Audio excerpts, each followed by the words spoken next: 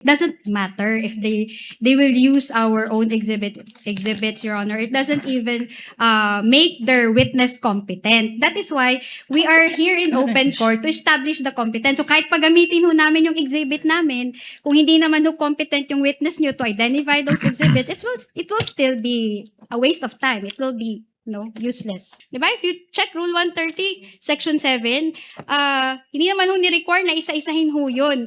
At hindi ho nire-require, Your Honor, na kailangan ho namin mag-stipulate on the exhibits, on the authenticity, so that they can use Rule 130, Section 7. And if properly done po, Your Honor, I think they can identify or they can finish all 1/4 in less than 10 minutes. I'm talking about that, no? I'm talking about that based on experience. I have a question, counsel. Before I recognize Attorney Christine, Attorney Lorna, Attorney Wamil had a table and summary for the ARs for December 21 to 31, 2022, which was turned over to Ms. Eileen, so she can testify on that as well, given that it's official records. My question is, does she have a tabulation and or summary? Because apparently, Attorney Wamil did not, dahil hindi na rin niya inabutan yon ayon sa kanya, di ba? Yes, May sure. tabulation at summary ba si Ms. Eileen ng first to third quarter of 2023 ng OVP at DepEd confidential funds? Yes, Your Honor. Our witness, Ma'am Silene May Del Campo, does have a similar summary. That's the authenticity of the exhibits is something something that the court will have to decide. And the court will only decide on that after the prosecution has already submitted their offer of evidence, and that will be subject to our comment. And there's no need for us to actually compare the exhibits just so we can arrive at a stipulation that this and that are the same.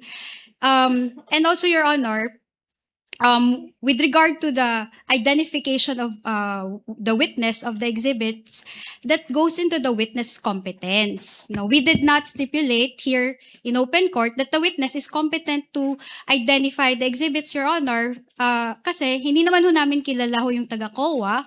Pangalawa, we don't know the extent of her examination of the documents. Pangatlo, she just assumed the work of Mr. Wamil. So, mahirap naman po sabihin nun ng kliyente namin, sige, okay na, we payag na kami, she can identify the exhibit, she knows all of those, she has examined all of those. Precisely, that's the duty of the counsel to do in open court. Now, there's Rule 130, Section 7, and for those of you who are litigating before the CTA, you already know this rule, that a witness can testify based on a summary, and that would actually show that he's competent to testify on the exhibits by reason of the summary that she made. And that would attest that she has examined all of the documents that are contained in the summary. That's why yun po yung sinuggest ko sa counsel ng kabila. Sabi ko, we will not even object, attorney, as to how many exhibits you will identify or you will have as samples, kahit 10 per quarter or kahit 100 or kahit wala. Diba? If you check Rule 130, Section 7, hindi naman ho ni-require na isa-isahin ho yun. At hindi ho nire-require, Your Honor, na kailangan ho namin mag-stipulate on the exhibits, on the authenticity, so that they can use Rule 130, Section 7. And if properly done po, Your Honor, I think they can identify or they can finish all 1/4 in less than 10 minutes.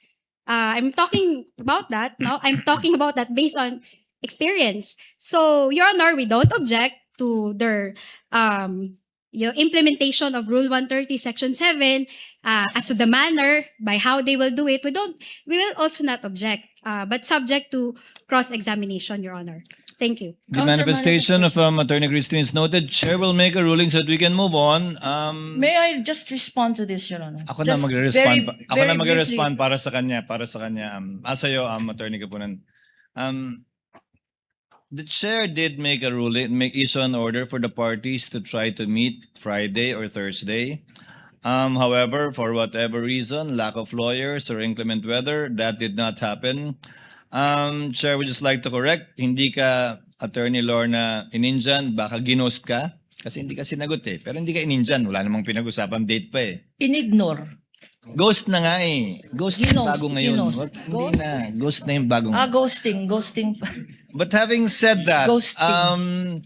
the chair notes, because the chair also inquired, that given what happened in the pre-trial, wherein the copies of the exhibits marked by the respondent, no copies were retained by the court. So the chair would like to request the counsels for respondent to kindly furnish the court with a copy of the marked pieces of evidence during pre-trial.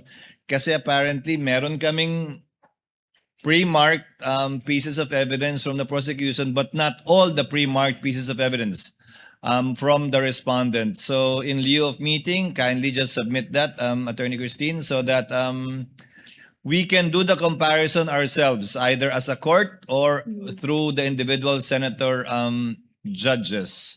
We will comply, Your Honor. Kindly do that within the day or at the latest tomorrow. If you have it with you, within the day. If not, at the latest of tomorrow.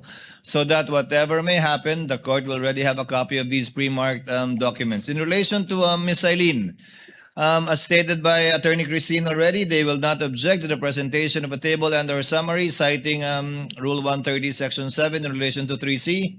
Therefore, we may proceed with her and hopefully be able to finish also Ms. Pareja today.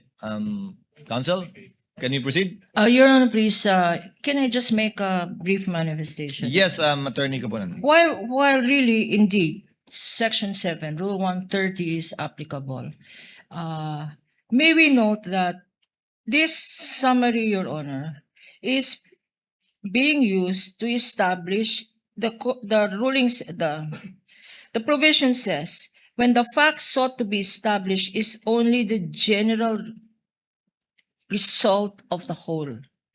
So that summary will just establish the fact that these were the very same documents given by the defense counsel to the COA, Your Honor. And that these were the And- very same documents or ARs used by the COA in coming out with the respective issuances that they did. Yes, To Your include the Honor. And AOMs, so the notices of therefore, suspension, and the notice of disallowance.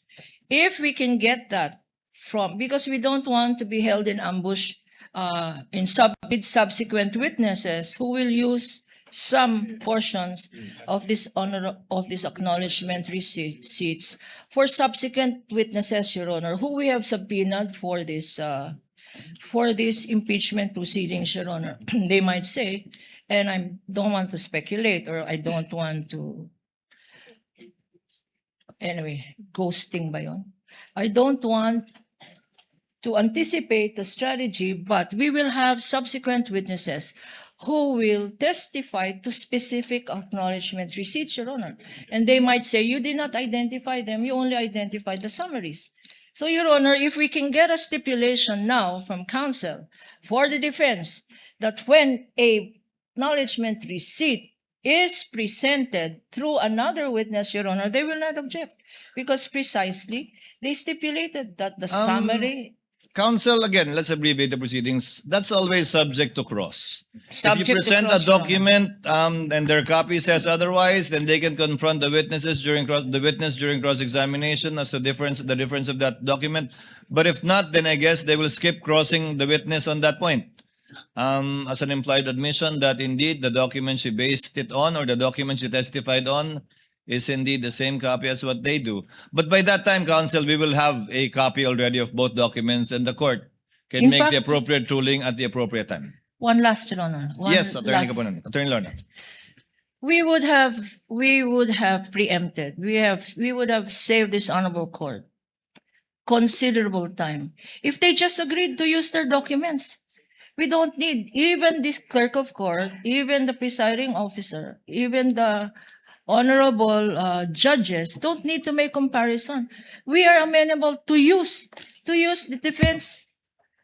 the defense exhibits, Your Honor. Attorney May I- Lorna. Because these exhibits, Your Honor. Attorney Lorna, the chair considered that too when you made that manifestation. However, as I said, given the fact that we don't have a copy, I guess you don't have a copy too of their exhibits. So they Can would I have to sift through each and every exhibit marked with their own marking to look for, let's say, a particular name in the AR.